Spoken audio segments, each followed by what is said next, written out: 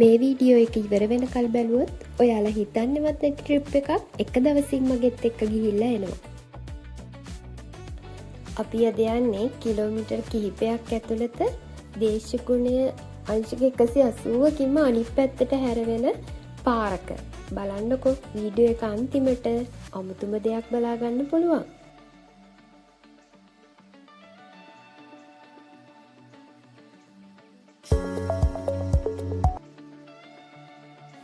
ඔන්න අපි උදේ 5:00 විතර ගෙදරින් පිටත් වුණා බයික් එකේ කුරුණෑගල පැත්තට. කුරුණෑගලෙන් රිදී විහාරේ පාරේ ලස්සනත් බල අපි හිමින් නාවුල පාරට ගියා.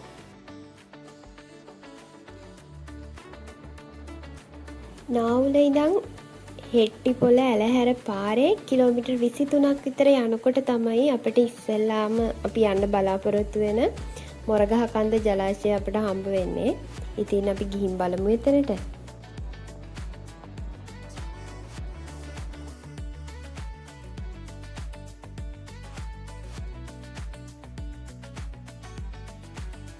බස්නාහිර පළාත ඉඳන් මේ පැත්තට එනකොට මෙන්න මේ වගේ දර්ශනයක් තමයි පේන්න තිබුණේ. ඒ කියන්නේ මේ ඇලහැර පාරේ යනකොට මේ ප්‍රදේශයට ගොඩක් වියලි කාලගුණයක් තමයි මේ දවස්වල තියෙන්නේ. ඉතින් පාර දෙපැත්තේ බලනකොට පෙනුණා නිතරම ගිනි ඇවිලෙන ස්වභාවයක්. ඒ කියන්නේ ගස්වල කොළ පාටට වැඩිය අපට පෙනුනේ තැඹිලි පාට ස්වභාවයක්.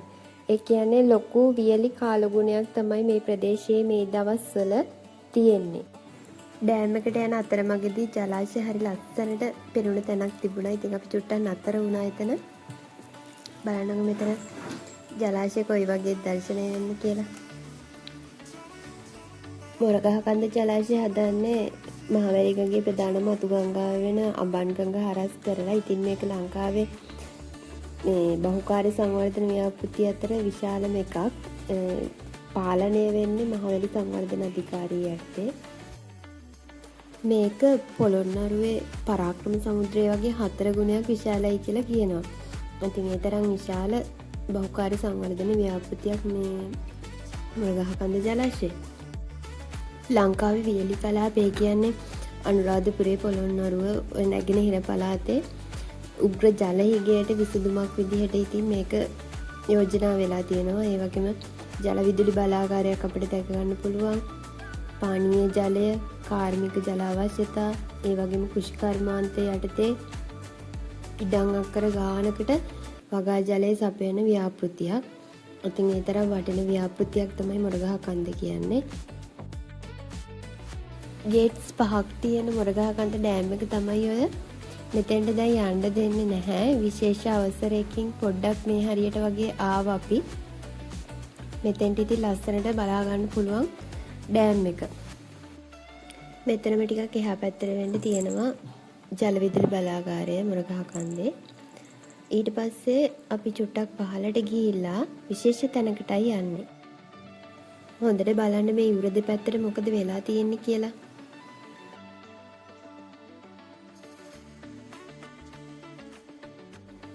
ගිය අවුරුද්දේ දිත්වා එක වෙලාවේ මෙන්න මේ රූප රාමු ටික මතකද? අන්න ඒ පාලම උඩටයි මේ යන්නේ. බලමු අද වෙනකොට ඒ පාලම කොහොමද තියෙන්නේ කියලා. එදා මේ හැම තැනම එකම ජලකඳක් විදිහටනේ තිබ්බේ. ඉතින් එදා ඒ විදිහට තිබ්බ ජලකඳ අද තියෙන විදිහ තමයි මේ. ඇත්තට මේ දවස්වල ඩෑම් එක කඩාගෙන ගියා කියලා ලොකු රාවයක් තිබුණනේ. ඒ වුණාට කඩාගෙන ගිහින් තිබුණේ පාලමක් නෙමෙයි. මේ පාලමට සම්බන්ධ වෙලා තිබ්බ වම්මියුරේ පස් කණ්ඩිය ලොකු පස් ප්‍රමාණයක් ආපු ජලකඳට හෝදාපාලුවට ලක් වෙලා ගිහිලා තියෙනවා.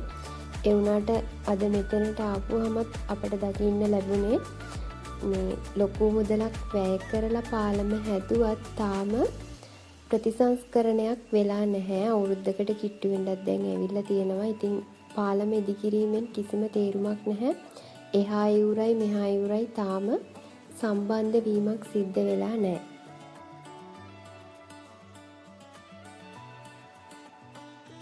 මේ මොරගහකන්ද හෙට්ටිපොළ පාර. එතකොට මේ ප්‍රදේශවල මිනිස්සු ලොකු අපහසුතාවයන්ට ලක් වෙලා ඇති දැන් මාස ගණනාවක ඉඳලා.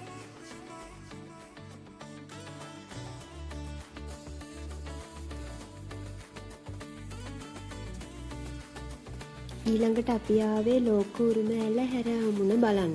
ඉතින් ඔයාලා දන්නවා ඇති මහවැව තැනීමේ ආරම්භක රජතුමා තමයි වසභ රජතුමා. වසභ රජතුමාගේ නිර්මාණයක් තමයි ඇලහැර අමුණ. ඉතින් මේ අමුණත් අද ලෝක උරුම ස්ථානයක් වෙලා තියෙනවා. ඒ කාලේ අඹන්ගඟ හරස් කරලා රජරටට වතුර ගෙනියන්න තමයි මේ අමුණත් නිර්මාණය කරලා තියෙන්නේ. ඉතින් මේක දකින්නකොට ලංකාවේ ඉංජිනේරු තාක්ෂණය භූගෝලීය දැනුමත් එක්ක සම්මිශ්‍රණය වෙලා කොයි වගේ තැනකද ඒ කාලේ තියෙන්න ඇත්තේ කියලා පුදුම හිතෙනවා.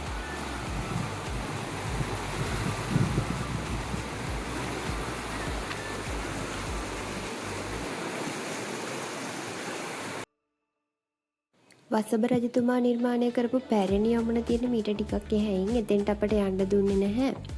ඉතින් රජතුමා ඒ කාලේ මේක හදලා තියෙන්නේ මෙතන ඉඳන් සතපොම් 50ක් විතර දුරින් තිබ්බ මූසිල කියලා විහාරස්ථානයකට ජලය පූජා කරන්න කියලා මෙතන හිටපු කෙනෙක් කිව්වා. එතකොට ඒ කාලේ වසභ රජතුමාගේ ඒ අරමුණ වුණාට ඇල හැදුවට පස්සේ පසු කාලීනව ආපු මහසෙන් අග්බෝ කියන රජවරු එයාලා නිර්මාණය කරපු මහවැව් වලට ජලය අරගෙන යන්න මේ ඇල භාවිත කරලා තියෙනවා.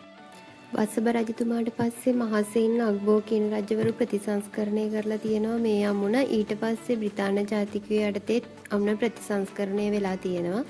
අද අපට දකින්නට ලැබෙන්නේ කොන්ක්‍රීට් අමුණක්. මෙතන පොඩ්ඩක් බලන්නකො මේ තියෙන්නේ ෆ්ලඩ් ලෙවල් එක. මෙතන මේ වෙනකල් ආපු ඉහළම වතුර ප්‍රමාණය තමයි දිට්වා එක වෙලාවෙ ඇවිල්ලා තියෙන එක මාක් කරන්න ඉඩමදි නිසා මේ උඩ පටේ ලකුණු කරලා තියෙන්නේ කහ පාටට ඒ ලෙවල් එක. මෙතන ඉඳන් කිලෝමීටර් 32ක් දුරින් තියෙනවලු දිය බෙදුමක්. එතනදී මේ ඇලේ ජලය ගිරිතලයට සහ මින්නේරියට බෙදිලා යනවා. මින්නේරියට යන වතුර කවුදුල්ල කන්තලේ වැව් වලට බෙදිලා යනවා.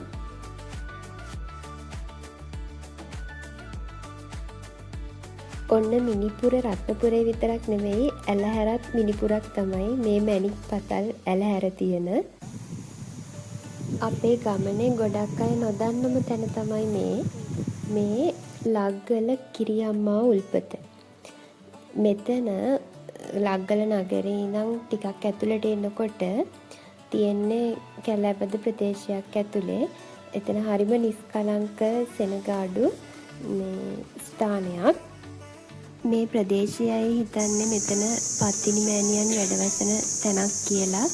ඉතින් ඒකත් එක්ක බැඳිච්ච ජනශ්‍රුති ගණනාවක් තියෙනවලු මේ ස්ථානයේ. මෙන්න මෙතන තමයි මේ ස්ථානයේ තියෙන වැදගත්ම තැන. මේක දිය උල්පතක්. මේක හිඳෙන්නේ නැහැ කියලා විශ්වාස කරනවා. මේක තමයි මෙතන තියෙන විශේෂත්වය. බුලත් කොලයක් උඩ කාසියක් තියලා මේ උල්පත උඩින් තියලා තමයි ගොඩක් අය ප්‍රාර්ථනාවල් සිද්ධ කරන්නේ. මට යනකොට වීඩියෝ කරගන්න බැරි වුණා. එනකොට තමයි වීඩියෝ කරේ. හරි ලස්සන වැව් තාවුල්ලක් ළඟින් තමයි මේ උල්පතට යන පාර වැටිලා තියෙන්නේ. ඉතින් ඈතින් පේනවා කොඳුපන්ති හරි ලස්සනට. බලමු ඊළඟට අපි යන්නේ කළුගඟ ජලාශයට.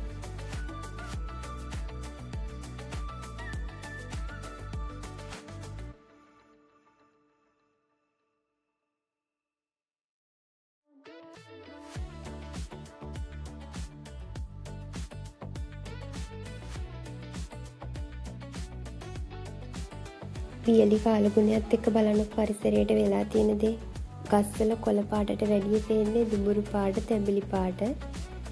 ඉතින් ඒකත් ලස්සනක් තමයි. ඒ වුණාට මේ ප්‍රදේශවල ජල හිගයට ලොකු ප්‍රශ්නයක්. මේ අපි ආවේ කළුගඟ ජලාශයේ නැරඹුම් ස්ථානය බලන්න.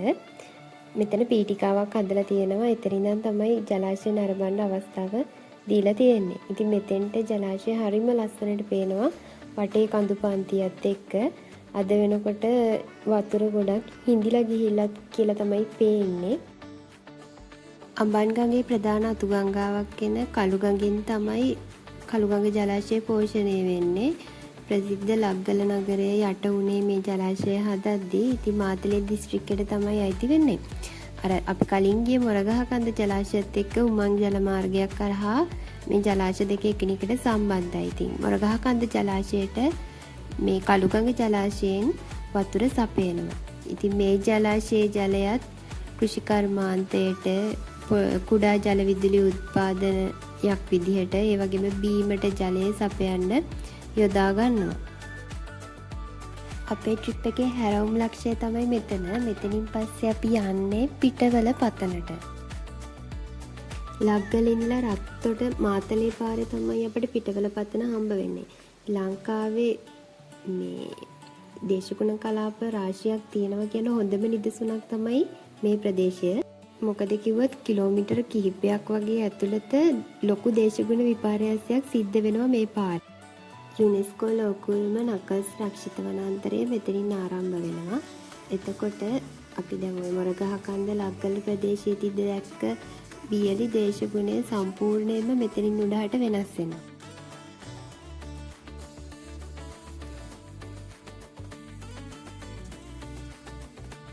ලග්ගල තියෙන වියලි දේශගුණේ ඉඳලා පිටවල පතන රිවර්ස්ටන් දක්වාම තියෙන ශීඝ්‍ර නැග්මක්නේ. ඒ හින්දා උෂ්ණත්වය ශීඝ්‍රයෙන් පහළ බහිනවා.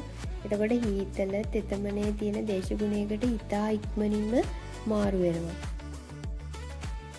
එතකොට අනිත් පැත්තෙන් අපිට පේනවා වියලි කලාපීය ලඳු කැලෑවල ඉඳන් නකල්ස් කඳුකරයට තියෙනකොට තෙත් මීදුම් කඳුකර වනාන්තර අර වැඩි උස යන්නේ නැති ලස්සන පඳුරු සහිත ගස් දක්වාම පරිසරය ඉක්මනට වෙනස් වෙනවා. මේ නකස් කඳු බෑවුමේ කෙටි වංගු සහිත ලොකු නැග්මක් තියෙන පාරේ දර්ශනීය වටපිටාවක් බලාගෙන ඔන්න අපි පිටවල පතනට ආවා. පිටවල පතන ගැන චුට්ටක් කියන්නම්කෝ. දැන් අපි මේ යන කාලේ නම් ලොකු වැස්සක් ඇවිල්ලා නැහැ. ඒ නිසා මේ පිටවල පතන තියෙන කනකොලත් වියලි ස්වභාවයක් තමයි අරගෙන තිබුණේ. මේක තනි ගලක් මත තියෙන තුනී පස් තට්ටුවක තියෙන තෘණ භූමියක්. ඉතින් පේන තෙක්මානේ මේ තනකොළ වැවිලා තියෙනවා විසයන් නැති ගස් කීපයක් එක්ක. ලොකු ගස් පේන්නම නැති තරම්.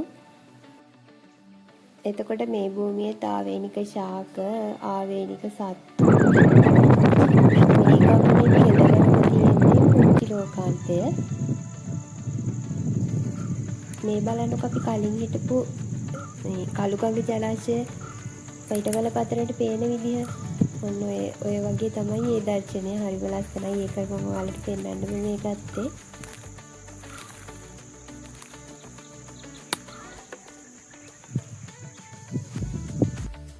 මේ අපි යන්නේ පුංචි ලෝකාන්තෙට. යම් ගිහින් බලමු කොහොමද එතන කියලා ෆොටෝ එකක් ගන්නත් ඕනේ. වීඩියෝ එක පටන් ගන්නකොට මං කිව්වේ ඔයාලව පුදුම කරනවා කියලා. අපි කලින් හිටපු තැනයි දැන් ඉන්න තැනයි චුට්ටක් හිතලා බලන්නකො කොහොමද කියලා.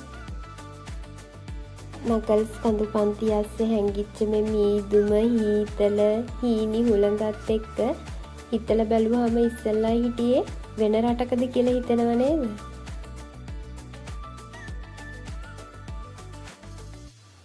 මෙතනට ගොඩක් අය කියන්නේ පුංචි ලෝකාන්ත කියලානේ. ඉතින් මෙතන අඩි 1500කට විතර ගොඩක් වැඩි ප්‍රපාතයක් තමයි පහළ පේන්නේ. ඉතින් මෙතෙන්ට එන අය ගොඩක් පරිස්සමින් තමයි මේ තැන නරඹන්න ඕනේ. මේ දේවල් බලනකොට හිතෙන්නේ මගේ රටේ තියෙන නිකම්ම නිකන් ලස්සනක් නෙවෙයි. ඒක හරි අරුම පුදුම එකක්. ඒ මොකද කිව්වොත් දැන් මං පැය කිහිපයකට විනාඩි කිහිපයකට කලින් හිටපු තැනයි දැන් ඉන්න තැනයි අතර වෙනස වෙන කොතනදිවත් මේ අත්දැකීම නම් ගන්න බෑ. ඒ වගේම මම දැක්කද හරි අරුම පුදුම තැනක්.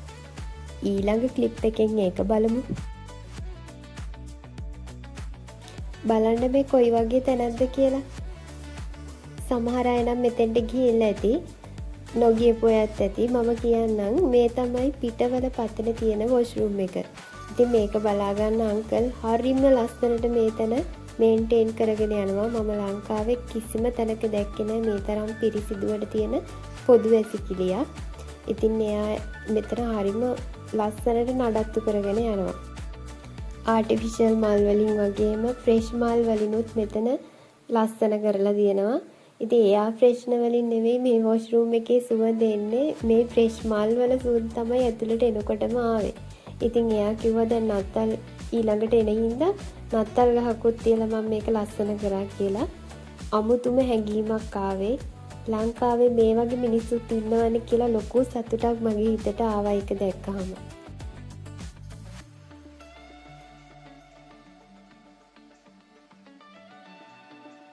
අපි එතනින් ගෙදර එන්න පිටත් වුණා. මේ ඉන්නේ රත්තට ඉඳන් මාතලේට. මේ පාරදී තමයි රිවර්ස්ටන් හම්බෙන්නේ. ඉතින් පිටවල පතන ඉඳලා රිවර්ස්ටන් වලට එනකල්ම තියෙන්නේ මායාකාරී ලෝකයක් කිව්වොත් හරි. ඒ තරම්ම ලස්සනයි. ඇත්තටම ගෙදර එන්න නැතුව ඒ පරිසරයේම ඉන්න හිතුණා නම් කියලා හිතන වාර අනන්තයි. ඒ එනකොට එක තැනකදී දැක්කා කළුගග ජලාශය පැත්තට ඉර බැහැගෙන යන අපූර්ව දර්ශනයක්. ඔන්න ඒකත් මම ඔයාලට පේන්න දැම්මා. ඉතින් අන්තිමට අපි මේ මායාකාරී ලෝකයේ මැද්දෙන් දිව්‍ය ලෝකෙට යන පාරත් බලාගෙන ගෙදරට ආවා.